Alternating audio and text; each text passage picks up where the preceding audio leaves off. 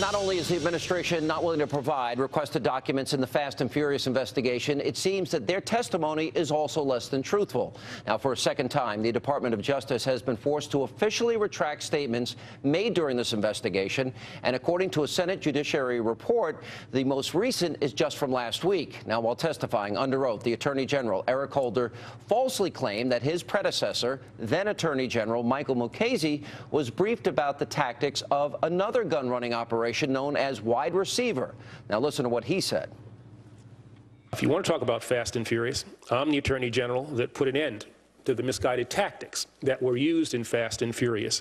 An Attorney General who I suppose you would hold in higher regard was briefed on these kinds of tactics in an operation called Wide Receiver and did nothing to stop them.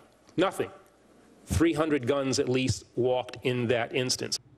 Now, that was news to Senator Chuck Grassley, and he sent a letter to the Justice Department asking about Holder's assertion. Now, the Department of Justice retracted the statement and said that Holder inadvertently made the claim, but this is not the first time that the department was forced to correct the record. Back in December, the Justice Department formally withdrew a letter sent to Congress earlier that year, which claimed that the ATF, quote, makes every effort to interdict weapons that have been purchased illegally before they cross into Mexico. Joining me now with reaction is the author of the #1 New York Times bestseller, Culture of Corruption, Michelle Malkin, and Fox News contributor Tamara Holder.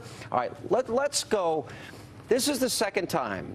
Now, we have the president on record, Michelle, and the president is on record saying, oh, I found out about this in the news. I was watching a news report. This is what he said back, by the way, March 25th of 2011, denying that he knew anything about it or that, in fact, Eric Holder knew anything about it.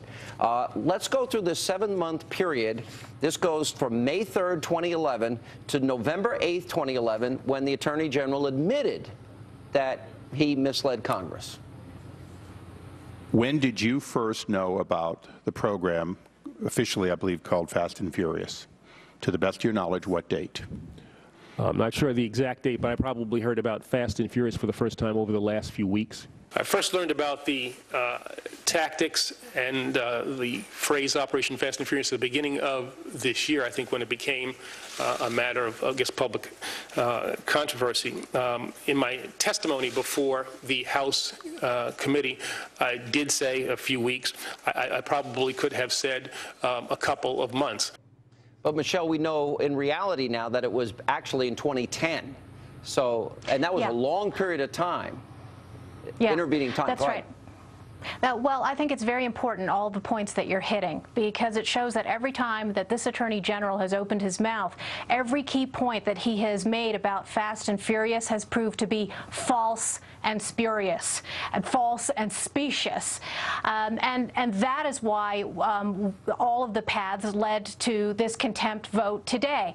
The stonewalling that has gone on, and of course the invocation now of this executive privilege, which underscores something that those of us who have followed this for more than a year and a half now have always known and felt and realized in our reporting of this, and that is that it is not just Eric Holder, it is Barack Obama himself who is at the center of the obstructionism and the center of this scandal, the bloodiest scandal of this administration. Well, we're going to find out. Now, Tamara, you're shaking your head here, but the reality is that they have not been forthcoming with the documents as requested by Congress.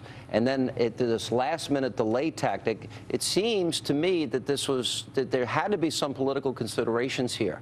Why didn't they invoke executive privilege from day one if they felt that it was warranted? Well, there are always political considerations on both sides of the aisle. Department of Justice let me is not finish. Supposed to be political. Give me the same amount of time that you give all of your Republican friends, because this isn't fair. If you look at, if you look at certain things that Barack Obama did in the beginning, when he said he was going to close Gitmo, when he said that he was going to release the pictures. Wait, let me finish. When he was going to release the photos of Abu Ghraib, and then he decided when he became president that he wasn't going to do those things. That those are things that Bush did create that he liked or that actually worked. Let me tell you what the difference Fast and Furious didn't work. Excuse me. And they stopped it. But wait a minute.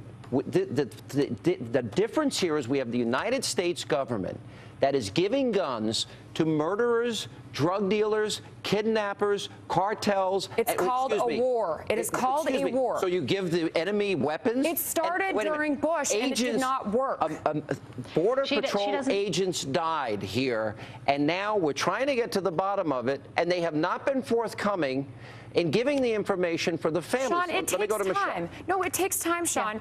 18 months we've been investigating. No, Pat Tillman was killed in 2004. It took 3 years for his family to be able to testify before Congress in 2007. They wanted answers. They have the documents. Why didn't they? Thousands of documents take time. All right, let me go, Michelle. If they have the documents, why didn't they give them over earlier? This is an important question here. Is this a delay tactic so that they wouldn't have to expose something very embarrassing here? Yeah, that's right. Clearly, they have something to hide. I mean, it's the Occam's razor's answer. The simplest answer is the right answer. But can I just go back to this, the tiresome blame Bush card? Because I don't think that Tamara knows what she's talking about when we talk about the differences between Fast and Furious and Operation Wide Receiver and Project Gunrunner. And I was at the forefront several years ago about raising questions about the Merida initiative under the Bush administration. Sure, I don't know what I'm talking about. Wait, excuse me. No, to be attacked and say that I don't know what I'm talking about just because I'm not a New York Times best-selling author, I clearly know what I'm talking about. Michelle, go ahead, finish your point.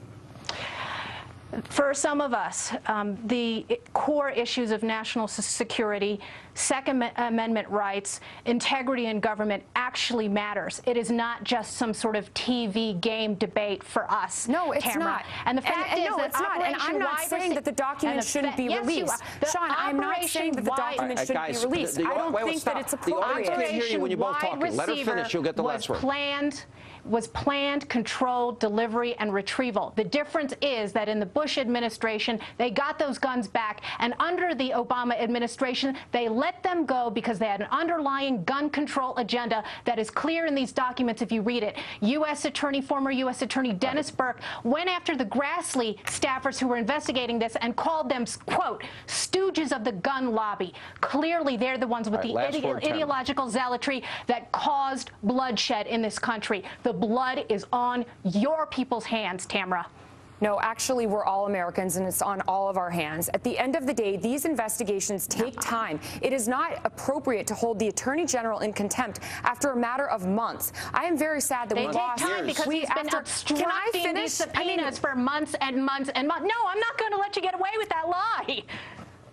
Sean, there are certain things that Bush did implement that are still going on today that worked. What does this have to do with Attorney General Holder? This did not work. They put an end to it, and there requires a timely investigation to hold him into contempt after just a little while. Give him some years. He's had years. They have had years. They've been investigating, looking for them to turn over documents. No. Got to run. The guy just died a year ago. All right. Thank you both for being with us. And you were talking about Agent Terry, and absolutely. And his family needs an answer. They do, and so did Tillman's family. Now,